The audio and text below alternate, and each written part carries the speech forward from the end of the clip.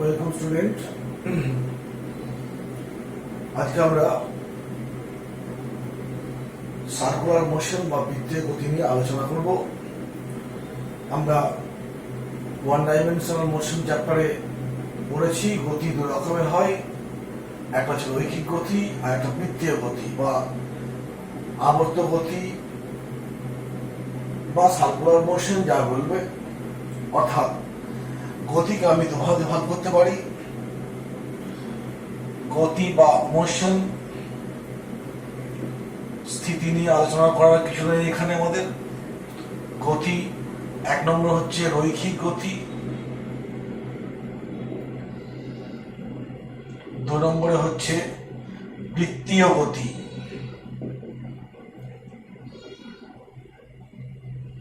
এই বৃত্তীয় গতিকে অনেক সময় ইংরেজিতে বলা হয়, বাংলায় বা আবর্ত বলা হয়, আবর্ত গতি ইত্যাদি। ইংরেজিতে বলবো সার্কুলার মোশন বা রোটেশনাল মোশন, সার্কুলার মোশন বা রোটেশনাল মোশন। যদি একটা বস্তু কোন একটা বিন্দুকে কেন্দ্র করে বৃত্তাকার পথে গতিশীল হয়, তখন সেই বস্তুর গতিকে বলা হয় বৃত্তীয় গতি।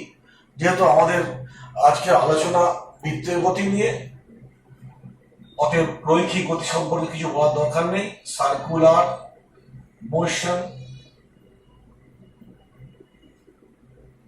বৃত্তীয় গতি, একটা বস্তু কোন একটা বিন্দুকে কেন্দ্র করে বৃত্তাকার পথে গতিশীল, তখন সেই বস্তুর গতিকে বলবো বৃত্তীয় গতি বা আবর্ত গতি, সার্কুলার মোশন বা রোটেশনাল মোশন।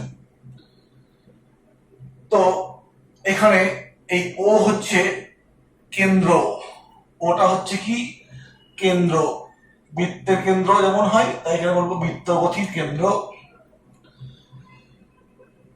এই এখানে এই গতিটা ধরছে, এই পেনটার হচ্ছে গতি, পেনের অগ্রভাগটা এরকম গতিশীল হচ্ছে বৃত্তাকার পথে ও বিন্দুকে কেন্দ্র করে। এখানে এই বস্তুর গতিটা হয়েছে এই বোর্ডের তলের উপরে। এই তলটাকে বলছি আমরা ঘূর্ণন তল, প্লেন অফ রোটেশন বা ঘূর্ণন তল। যে তলে বস্তুর আবর্তন হচ্ছে বা বৃত্তীয় গতি সম্পন্ন হচ্ছে, সেই তলটাকে বলা হয় কি ঘূর্ণন তল বা প্লেন অফ রোটেশন। এবার যদি এই কেন্দ্রবিন্দু দিয়ে ঘূর্ণন তলের অবিলম্বে যদি একটা রেখা কল্পনা করা হয়, তখন সেই রেখাটাকে বলা হবে কি ঘূর্ণাক্ষ বা ঘূর্ণন অক্ষ বা অ্যাক্সিস অফ রোটেশন। যদি একটা বস্তু ধরো ভূমিতে ঘুরছে, যেমন তোমার লাট্টু ভূমিতে বৃত্তাকার পথে ঘুরতে শুরু করে, এখানে ভূমিতলটা কি হবে ঘূর্ণন তল।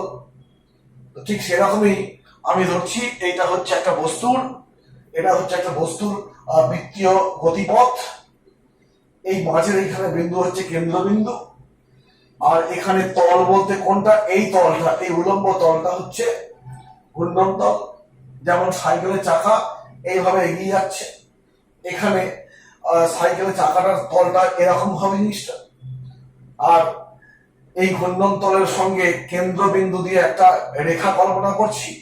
এই পেনটার যে অবস্থান, এই অবস্থানটাকে বলা হয় কি এটাকে বলা, এই পেনটাকে বলবো ঘূর্ণন অক্ষ। ঠিক আছে, অর্থাৎ বৃত্তীয় গতি কাকে বলে পেলাম, কেন্দ্র কাকে বলে বৃত্তীয় গতি, তারপরে ঘূর্ণন তল বা প্লেন অফ রোটেশন পেলাম, আর কি পেলাম ঘূর্ণন অক্ষ পেলাম। এবার এই কেন্দ্রবিন্দু থেকে বস্তুর গতিপথের কোন একটা অবস্থান যোগ করলে যেটা পাবো সেটাকে বলবো কি ব্যাসার্ধ, বৃত্তপথের ব্যাসার্ধ। একে সাধারণত আর দিয়ে প্রকাশ করব।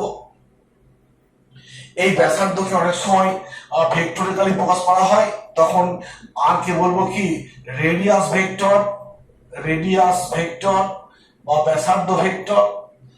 এই আর এর অভিমুখটা কোন দিকে হয়, আরটা হচ্ছে ধরো এটা পি বিন্দু হলে কেন্দ্র থেকে পরিধির ওই অবস্থানের দিকে হবে কি আর অভিমুখ, এখানে আরটা হচ্ছে ও থেকে পি এর দিকে, ব্যাসার্ধ পেলাম। অর্থাৎ বৃত্তের কেন্দ্র থেকে বৃত্তের গতিপথের কোন একটা বিন্দু দূরত্বকে বলবো কি, অনেক সময় দূরক বলা হয়, বাংলায় বলা হয় কি দূরক, কিংবা যেটা বললাম ব্যাসার্ধ, এবং সেটা একটা ভেক্টর কল্পনা করলে রেডিয়াস ভেক্টর বলবো, আর সেই ভেক্টরের দিক থাকবে, সেই ভেক্টরের আদি বিন্দু ও, অন্তিম বিন্দু হয় এখানে পি, দিকটা হচ্ছে ও থেকে পি এর দিক, এই একটা দিক গেল। এইবার যেটা বলবো, যেমন আমরা একমাত্রিক গতির আলোচনা করার সময় কোন একটা এক্স ওয়াই তল কিংবা এক্স অক্ষ, ওয়াই অক্ষ, জেড অক্ষ, বিভিন্ন ডাইমেনশনের কথা বলেছি আমরা, সেখানে কোন একটা বস্তুর অবস্থানকে আমরা স্থানাঙ্কের সাহায্যে প্রকাশ করেছি। এই বৃত্তের গতির ক্ষেত্রেও কিন্তু বস্তুর অবস্থানকে আমরা ওই স্থানাঙ্ক দিয়ে প্রকাশ করব, আর এখানে সেই স্থানাঙ্কের নাম হবে কৌণিক স্থানাঙ্ক। কি বললাম? কৌণিক স্থানাঙ্ক। কৌণিক স্থানাঙ্ক ইংরেজিতে বলবো অ্যাঙ্গুলার কোঅর্ডিনেটস। কোঅর্ডিনেটস, কৌণিক স্থানাঙ্ক। তো সেটা আমরা কিভাবে কি হয় বুঝবো, যেমন আমরা রৈখিক গতির ক্ষেত্রে দেখেছিলাম, সেখানে কিংবা এক্স ওয়াই অক্ষের কল্পনা করেছিলাম। ধরো এইটা হচ্ছে দ্বিমাত্রিক একটা এক্স অক্ষ আর ওয়াই অক্ষ, এই এক্স ওয়াই তলে পি একটা বিন্দু, পি বিন্দু স্থানাঙ্ক এক্স ওয়াই। আমরা এখানে এক্স ওয়াই বলতে কোনটা না, এটা মূলবিন্দু, মূলবিন্দু থেকে এই দূরত্বটা হচ্ছে এক্স আর এই দূরত্বটা হচ্ছে ওয়াই, এরকম আছে। ঠিক সেরকম এই বৃত্তের গতি এই স্থানাঙ্ককে বলবো কৌণিক স্থানাঙ্ক, আর তাকে আমি এইভাবে প্রকাশ করব, দেখাচ্ছি। এটা হচ্ছে কেন্দ্র, তো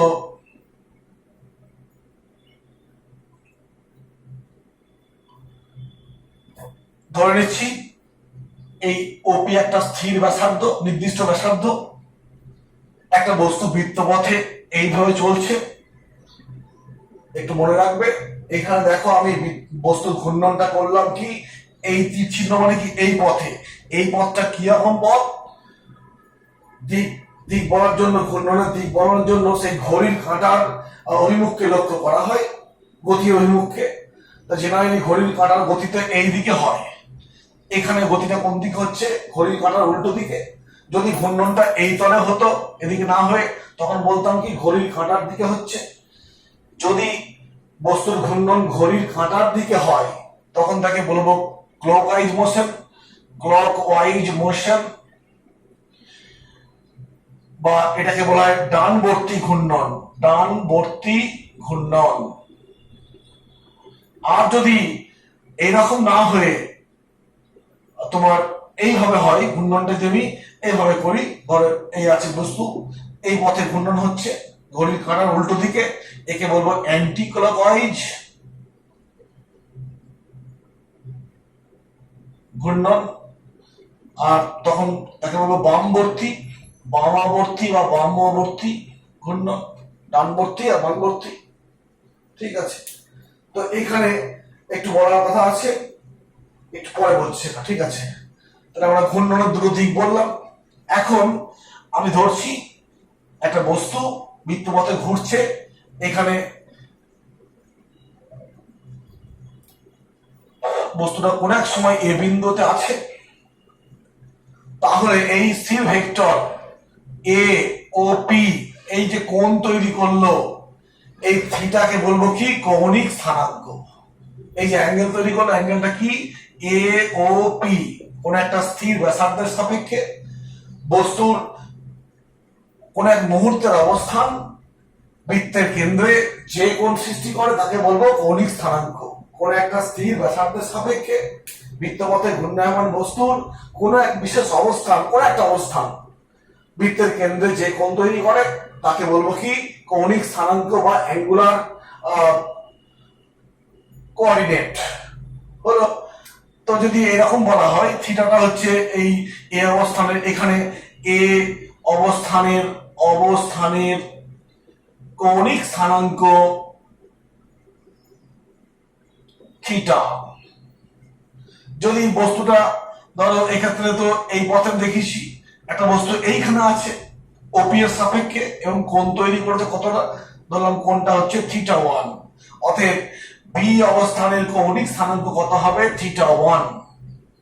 যদি একটা বস্তু এই পথে ঘুরে এটা এদিকে ঘুরেছিল, এখন একটা বস্তু ঘুরে এই পথে ঘুরে সিতে এসছে, এই পি থেকে সিতে এসছে, তাহলে এক্ষেত্রে দেখো একটা কোণ তৈরি হয়েছে, এই কোণটাকে বলছে থিটা 2।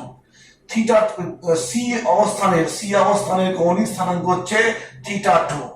কিন্তু একটু মনে রাখার কথা আছে যে বললাম যখন ঘড়ির কাঁটার দিকে ঘূর্ণন হবে বা ঘড়ির কাঁটার উল্টো দিকে ঘূর্ণন হবে, এক্ষেত্রে ধরে নেওয়া হয় যখন বস্তুর ঘূর্ণন ঘড়ির কাঁটার দিকে হয় তখন সেই গতিশীলতার ক্ষেত্রে যে সমস্ত রাশিগুলো আসে সেগুলোকে প্লাস যুক্ত বা ধনাত্মক ধরা হয়, ধনাত্মক ঘূর্ণন ধনাত্মক ধরা হয়। আর ঘড়ির কাঁটার দিকে হলে এমনকি ঋণাত্মক, ঘড়ির কাঁটার উল্টো দিকে হলে ধনাত্মক আর দিকে হলে ঋণাত্মক। যেমন আমরা এদিকে হয় প্লাস, এদিকে মাইনাস হয়, ঠিক সেরকমই ধরে নেওয়া হয় যদি বস্তুর ঘূর্ণন ঘড়ির কাঁটার উল্টো দিকে হয় তখন সেখানে যে রাশিগুলো আসবে, এখানে কৌণিক স্থানাঙ্ক বলছি, কৌণিক স্থানাঙ্কটা হবে কি প্লাস যুক্ত, অতএব এটাও প্লাস, লেখা নেই মানে প্লাস।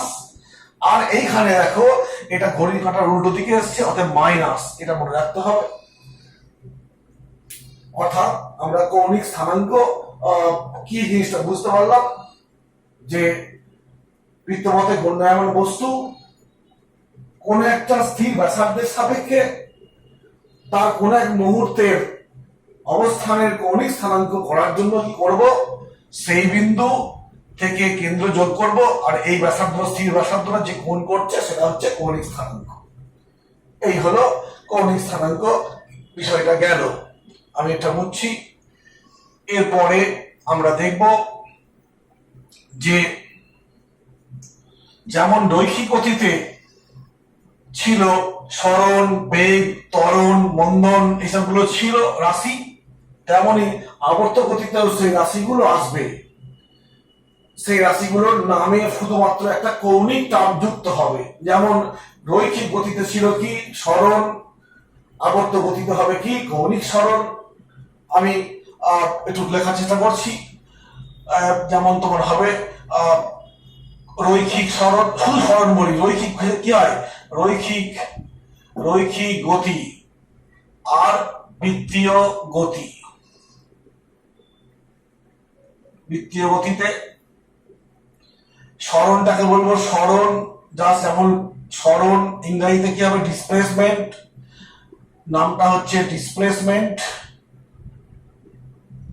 একে এস দিয়ে প্রকাশ করা হয়, এস বা এক্স দিয়ে প্রকাশ করা হয়। তেমনি এখানে দেখবো কৌণিক সরণ, কৌণিক সরণের ইংরেজি কি হবে অ্যাঙ্গুলার। বললাম না যে প্রত্যেকটা টার্মের সঙ্গে বাংলায় কৌণিক বলবো, সরণ হলে কৌণিক সরণ, ডিসপ্লেসমেন্ট হলে অ্যাঙ্গুলার ডিসপ্লেসমেন্ট, ইংরেজিটা ডিসপ্লেসমেন্ট। তোমরা ইংরেজি গুলো জাস্ট নিজেরা করে ফেলবে, জাস্ট অ্যাঙ্গুলার বসিয়ে দেবে একটা। তেমনই এখানে ছিল বেগ, এখানে হবে কি কৌণিক বেগ, কৌণিক বেগ। এখানে ত্বরণ, এখানে বলবো কৌণিক ত্বরণ ইত্যাদি বিভিন্ন টার্ম গুলো আসবে। এবং দেখো এই যে টার্ম গুলো লিখেছি, মানে জাস্ট রাশিগুলো লিখেছি, গতি প্রকাশের রাশিগুলো লিখেছি, সেই রাশিগুলো এইগুলো সব দেখো ভেক্টর রাশি। বেগ, ত্বরণ, সরণ ভেক্টর রাশি, আমরা পরিচিত হয়ে গেছি। ভেক্টর কাকে বলে পড়েছি। আবার এই রাশিগুলোর একক, মাত্রা, পরিমাপ করার সমীকরণ গুলো পেয়েছি আমরা। ঠিক তেমনই বৃত্তের গতিতেও কিন্তু দেখো ওই অনুরূপ রাশি পেয়েছি, শুধু কৌণিক নাম যুক্ত করেছি, কৌণিক সরণ, কৌণিক বেগ, কৌণিক ত্বরণ। তো এগুলো কিন্তু ভেক্টর রাশি। তো দুটোর মধ্যে পার্থক্য আছে। আমরা যে ভেক্টর, এটাও ভেক্টর, কিন্তু দু ধরনের ভেক্টর কিন্তু আলাদা। আমরা যে ভেক্টর নিয়ে অলরেডি পড়ে ফেলেছি, সেই ভেক্টরটাকে একটা বিশেষ ধরনের, এই ধরনের ভেক্টর নিয়ে পড়াশোনা করেছি, এইগুলো নিয়ে আলোচনা করিনি আমরা। আজকে আমরা দেখবো ভেক্টরকে মোটামুটি ভাবে দুভাগে ভাগ করব। এক হচ্ছে তোমার পোলার ভেক্টর, পোলার ভেক্টর বা মেরু ভেক্টর, পোলার ভেক্টর বা মেরু ভেক্টর। 2 নম্বর হচ্ছে axial vector, axial vector, axial vector বা অক্ষীয়, অক্ষীয় ভেক্টর। ভেক্টরটা বাংলা লিখছি না, অ্যাক্সিয়াল ভেক্টর আর পোলার ভেক্টর। তো আমরা এই যে রৈখিক গতিতে যে সমস্ত ভেক্টর গুলো পেয়েছি সেগুলো সব কি পোলার ভেক্টর। আর এই বৃত্তীয় গতিতে যে ভেক্টর গুলো পাবো সেগুলো হচ্ছে কি, সব হচ্ছে অ্যাক্সিয়াল ভেক্টর।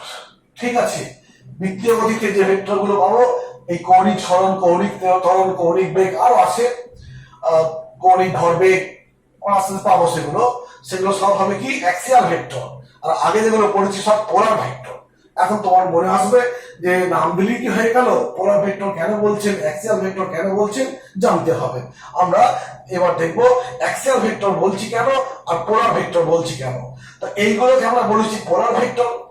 যখন আমি পোলার ভেক্টর এমনি ভেক্টর জন্য পড়েছিলাম তখন পোলার কথাটা হয়তো তুলনা বলা হয়নি। শোনো, পোলার ভেক্টর নিয়ে আলোচনা করছি। আমরা এমনি ক্ষেত্রে দেখেছি, ধরো বল একটা ভেক্টর, এইটা হচ্ছে বল ভেক্টর। এফ হলো কি একটা বল ভেক্টর, আমরা এফ দিয়ে প্রকাশ করি ভেক্টরকে, বল ভেক্টরকে। বল ভেক্টর এফ, দেখো মাথায় একটা তীর চিহ্ন আছে, ভেক্টরের এটা দিক নির্দেশ করছে। আর একটা মান এখানে আছে, ভেক্টরের মান দিক দুটোই আছে বলে রাশিটা ভেক্টর রাশি বলছি। আর যখন শুধু মান থাকে তখন সেই রাশিকে বলা হয় কি স্কেলার রাশি বলা হয়। যখন শুধুমাত্র মান থাকে তখন সেটা হচ্ছে স্কেলার রাশি, আর মান এবং দিক দুটো থাকতে পারে তাকে বলবো ভেক্টর রাশি। তো আমরা ভেক্টর নিয়ে আলোচনা করছি। এই যে বল ভেক্টরটা দিয়েছি, এই বিন্দুটা যদি এ বলা হয় আর এইটা বি বলা হয়, এইটা হচ্ছে কি আদি বিন্দু, আদি বিন্দু, এটা আমরা জেনে গেছি। আর এইটাকে বলবো কি অন্তিম বিন্দু, অন্তিম বিন্দু।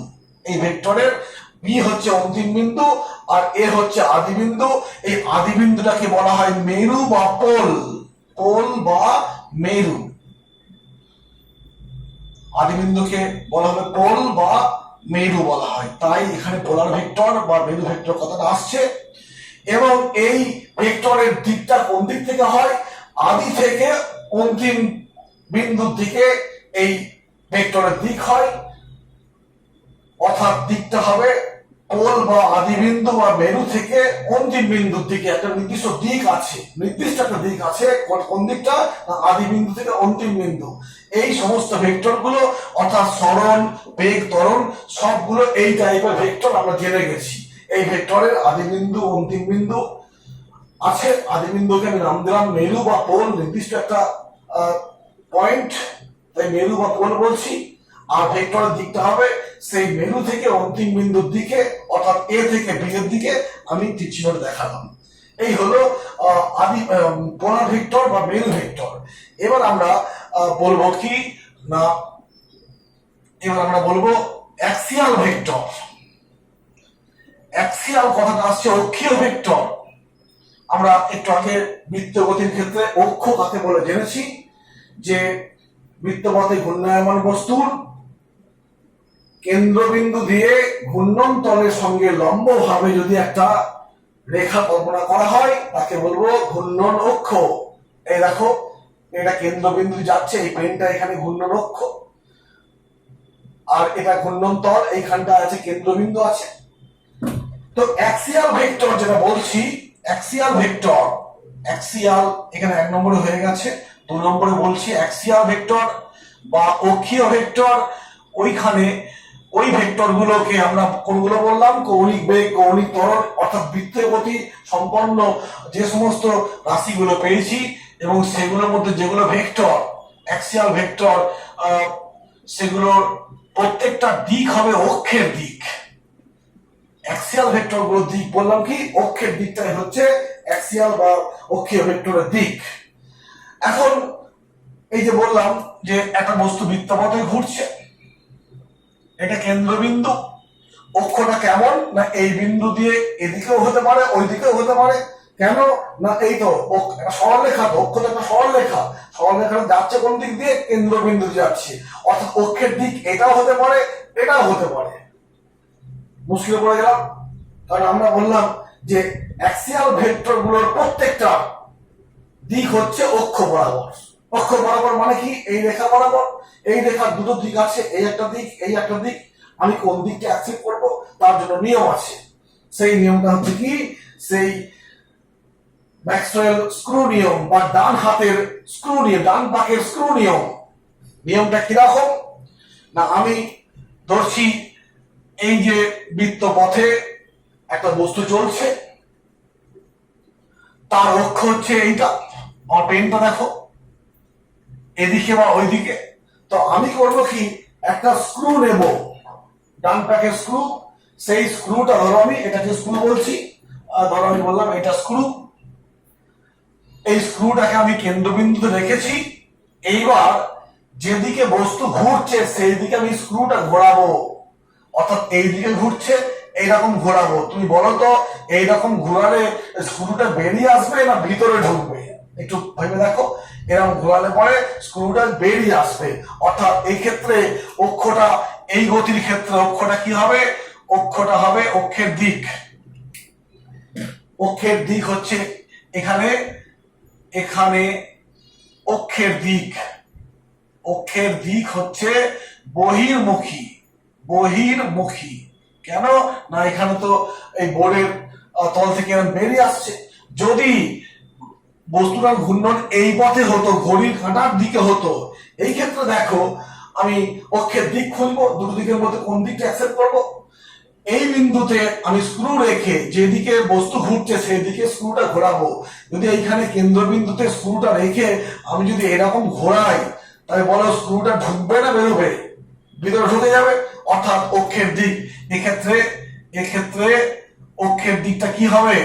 অক্ষের দিক হবে, দিক হবে অন্তর্মুখী। অন্তর্মুখী।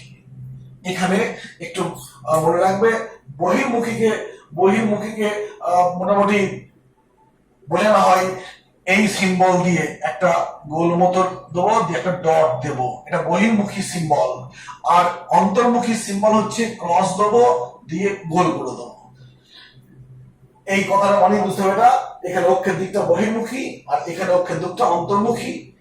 কেন এরকম সিম্বল দিলাম তার নিয়ম আছে, কারণ আছে। দেখো একটা তীর, অ্যারো, তীর তো দেখতে এরকম হয়, অ্যারো বা তীর তো এরকম হয়।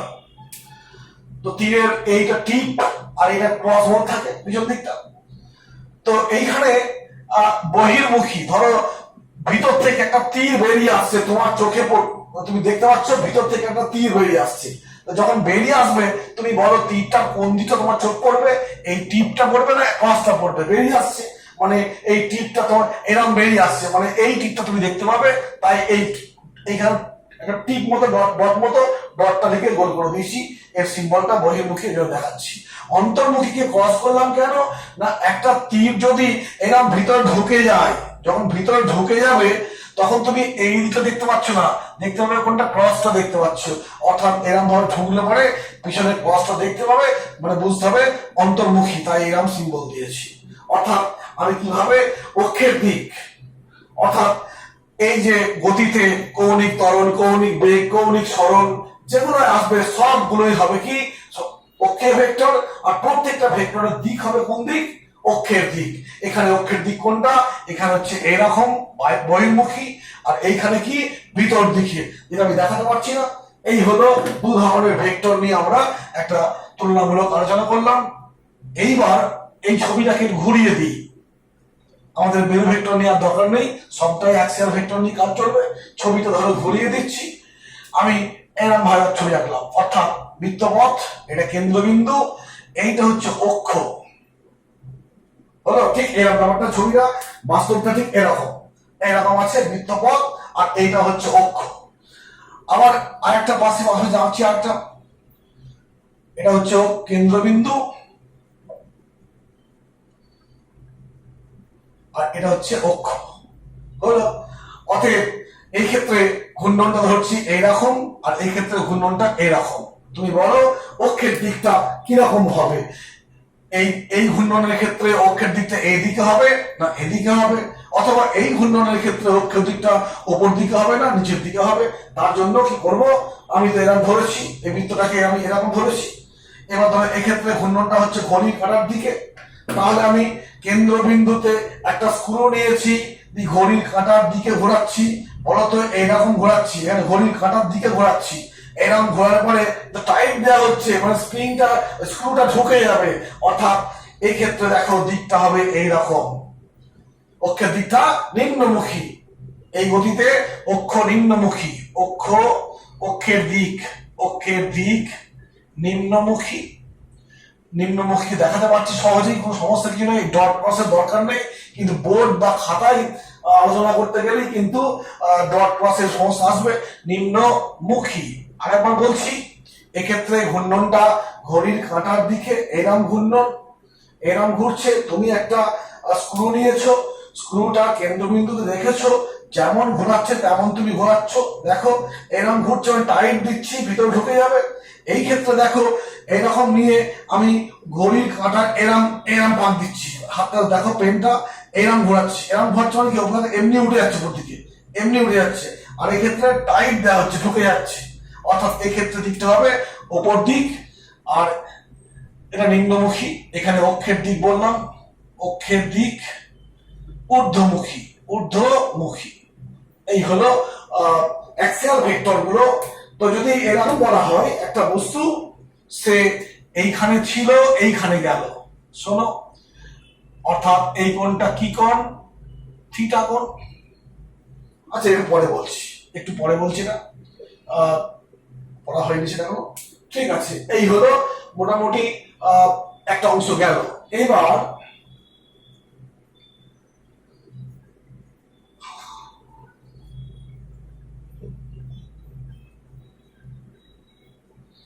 যেমন বেগ, ত্বরণ, সরণ পেয়েছি, এখানেও তেমনই এক একটা পার্ট আসবে।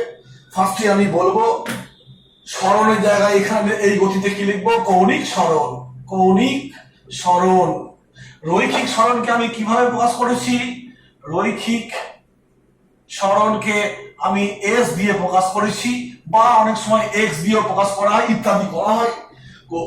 কৌণিক সরণকে আমরা কিভাবে প্রকাশ করবো দেখাই। সরণ মানে কি? সরণ মানে হচ্ছে প্রথম অবস্থান এবং শেষ অবস্থানের মধ্যে সরলরৈখিক দূরত্ব। এই ক্ষেত্রে সরণ বলতে বোঝাবো, ধরো একটা বস্তু বৃত্তপথে ঘুরছে, এটা কেন্দ্রবিন্দু, সে প্রথমে ধরো এ বিন্দুতে ছিল, কিছুক্ষণ পরে এই পথে বি বিন্দুতে পৌঁছালো, বৃত্তের কেন্দ্রে একটা কোণ সৃষ্টি করলো, এই কোণটাকে বলা হয় কৌণিক সরণ। অর্থাৎ বৃত্তগতি সম্পন্ন কণা তার বৃত্তগতি পথের ক্ষেত্রে কোন এক প্রথম অবস্থান আর কিছু সময় পরের অবস্থানের মধ্যে যে কোণ সৃষ্টি হয় বৃত্তের কেন্দ্রে, অর্থাৎ কোন বস্তুর কোন এক অবস্থান অন্য একটা অবস্থান, এই এ থেকে বিতে গেল, এর জন্য বৃত্তের কেন্দ্রে থিটা পরিমাণ কোণ সৃষ্টি হলো, এই থিটাকে বলা হয় কৌণিক সরণ। আর এখানে ছিল না যে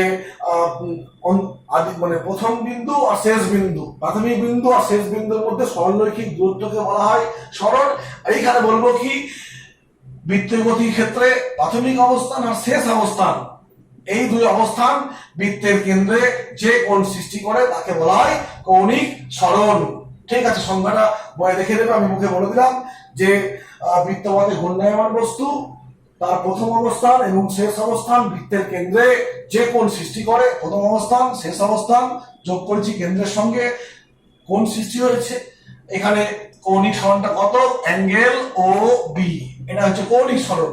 যদি এভাবে করা হয়, আগে যেভাবে বলেছিলাম, দেখো এটা হচ্ছে এ বিন্দু, এটা হচ্ছে স্থির ব্যাসার্ধ একটা ও বললাম, প্রথমে ছিল এ বিন্দুতে একটা বস্তু ছিল, তারপরে এ থেকে সে বি তে পৌঁছালো, হলো। তাহলে আমরা দেখো এ স্থানাঙ্ক কত? থিটা, এটাকে বলছি থিটা 1, আর বি এর স্থানাঙ্ক কত? থিটা 2। বি এর স্থানাঙ্ক কত? বি এর স্থানাঙ্ক হচ্ছে থিটা 2। তার আলটিমেট সরণ কোনটা হবে? এ তে ছিল বি তে গেল, এইটুকু তার সরণ। তাহলে এক্ষেত্রে বলো সরণ মানে কত হবে? শেষ অবস্থান বিয়োগ প্রথম অবস্থান, অর্থাৎ θ2 মাইনাস θ1 সমান কি তোমার কি বলবো থিটা। এ দেখো θ2 থেকে থিটা বিয়োগ করলে θ1 বিয়োগ করলে পড়ে থাকে থিটা, এভাবে বলা যায়।